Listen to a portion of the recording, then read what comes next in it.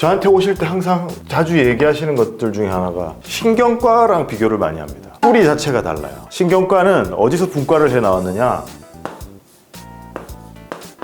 원래 내과에서 시작이 됐어요. 척추나 말초신경하고 관련된 과들이 있어요. 생각나는 과.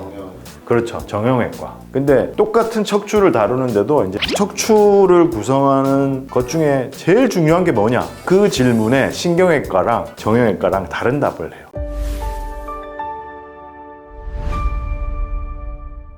안녕하세요. 신경외과 전문의 조성윤입니다. 오늘은 노래 안 부르고 시작하죠. 제가 신경외과 전문의로서 우리 동네 신경외과라는 타이틀로 유튜브 채널을 시작한 지가 벌써 몇 년 됐는데요. 그동안 여러 가지 주제를 다루면서 신경외과에 대해서 알리긴 했는데 이제 다시 초심으로 돌아가서 신경외과 전문의로서 신경외과 질병, 뇌 건강에 대한 이야기를 중점적으로 해보려고 채널을 리뉴얼하게 됐습니다. 그래서 채널 이름은 닥터 브레인 조성윤으로 정했습니다. 그래서 오늘은 닥터 브레인 조성윤 채널의 첫 영상으로 초심으로 돌아가서 신경외과란 과연 무엇인가, 다른 유사한 과들과 어떤 차이가 있는가, 이 얘기부터 먼저 시작을 해보려고 합니다.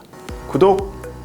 자, 이름 속에 다 들어있죠. 신경에 대한 외과예요. 그 말은 신경에 대해서 수술을 할 수 있는 과다, 이렇게 생각하시면 되겠습니다. 그러면은 신경이 뭐가 있느냐? 신경은 중추신경하고 말초신경이 있습니다. 그래서 중추신경은 뇌, 그 다음에 척수 이런 것들이고, 말초신경은 거기서 뻗어나가서 사지로 다 나가 있죠. 이제 그런 신경을 다루는 과가 바로 신경외과입니다. 너무 명쾌하죠, 이 얘기가. 근데 사람들이 잘 몰라요. 저한테 오실 때 항상 자주 얘기하시는 것들 중에 하나가 신경과랑 비교를 많이 합니다. 그러니까 뇌에 관해서, 신경에 관해서 다루는 과 중에 신경외과가 있고 신경과가 있는데 뿌리 자체가 달라요. 신경과는 어디서 분과를 해 나왔느냐?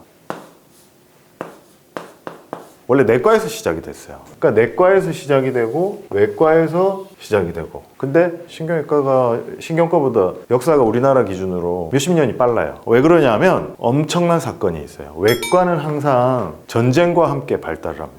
그래서 우리나라가 6.25 전쟁을 겪으면서 뇌를 다친 사람들이, 척추를 다친 사람들이 엄청 많았겠죠. 그 사람들을 수술하기 시작하면서 외과, 그 중에서도 신경외과가 태동기를 가지게 됐고, 그래서 신경외과가 훨씬 먼저 출발을 하게 됐습니다. 그러면 여기서 이제 뇌나 신경을 다루는 다른 과 중에 또 생각나는 거 뭐 있습니까? 사람의 머리가 좀 이상해. 뇌가 좀 이상한 것 같아요.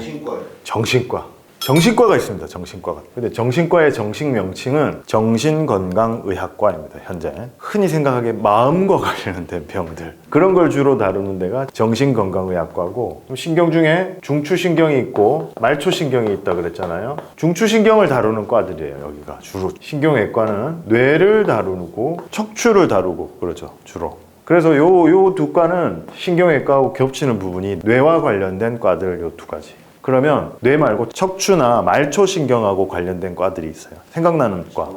그렇죠. 정형외과.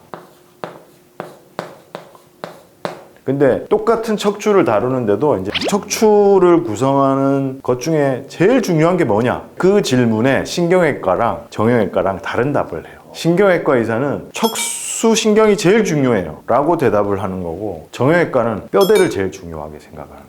그래서 보는 관점이 달라요. 또 그러면은 척추, 관절, 통증 분야를 다루는 과가 또 뭐가 있을까요? 통증이요. 그렇죠. 통증과가 있습니다. 아니, 뜬금없이 지금 신경외과 얘기하는데 마취과가 왜 나오느냐? 마취에 여러 가지 방법이 있는데, 흡입마취라 그래서 가스로 하는 방법이 있고, 정맥마취, 주사로 하는 방법이 있고, 근데 이제 마취과 의사들이 주사를 잘 놔요. 그리고 그 어느 부위에 어느 신경 근처에 주사를 놔야 되는지 잘 아는 분들이고, 약의 특성에 대해서도 아주 잘 배워요. 그래서 마취과 선생님들이 옛날에는 마취과라고 그러다가 이제 마취 통증의학과로 이름을 바꿔가지고 개원가에 많이 진출을 했습니다. 여기서 이제 또 하나 더 있어요. 척추 관절 통증을 다루는 과 중에 생각나는 과가 뭐가 있을까요?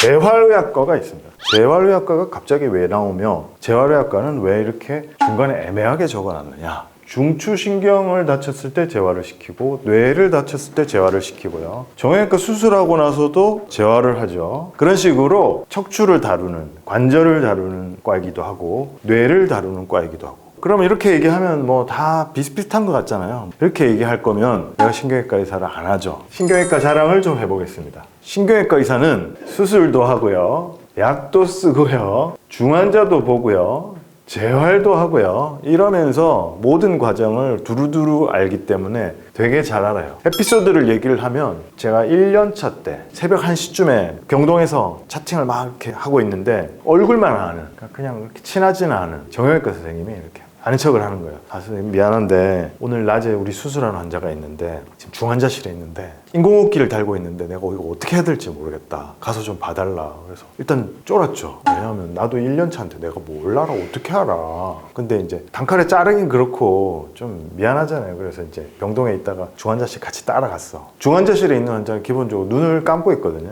의식이 없어요, 대부분. 근데 그 환자는 눈을 뜨고 있고 자기가 숨을 쉬어요.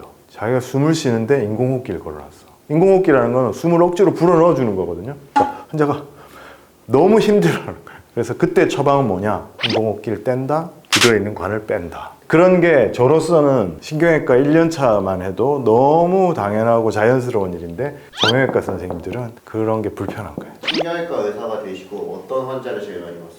주로 뇌 환자들이 제일 많죠. 브레인 환자들. 뇌졸중 환자, 뇌출혈 환자 특히, 그 다음에 뇌종양, 뇌외상, 머리 부딪혀서 어디 깨지고 피나고 이런 분들, 뇌를 위주로 제일 많이 받고, 왜냐하면 척추 같은 경우는 좀 작은 병원에서도 보는데 서울에 있는 큰 병원들은 그런 환자들이 몰리게 되죠. 그러다 보니까 뇌 환자들의 비율이 압도적으로 높았고, 지금 순간에는 반 이상이 척추 관절 쪽인 것 같고 뇌 비율이 오히려 더 적어졌죠. 지금은. 개원하시고요. 그렇죠.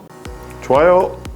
오늘 닥터 브레인 채널의 첫 시간으로 신경외과에 대해서 열심히 강의를 했습니다. 나름 환자의 눈높이에 맞춰서 이야기를 했는데, 그런데도 불구하고 무슨 과 가야 되는지 잘 모르겠어요. 이런 환자 신경외과 가도 돼요? 이런 경우가 되게 많거든요. 그럼 그때는 어느 과로 가야 된다? 그때는 그냥 신경외과 의사한테 와서 물어보면 웬만큼 다 압니다. 이것도 공부했고, 이것도 공부했고, 이것도 공부했고, 이것도 공부했고, 이것도 공부했고, 이것도 공부했고, 이렇게 되기 때문에 웬만큼 다 압니다. 그래서 제 선에서 해결이 안 되고 꼭 딴 데 가야 되는 것들은 어디로 가야 됩니다. 이런 걸 알려드리죠.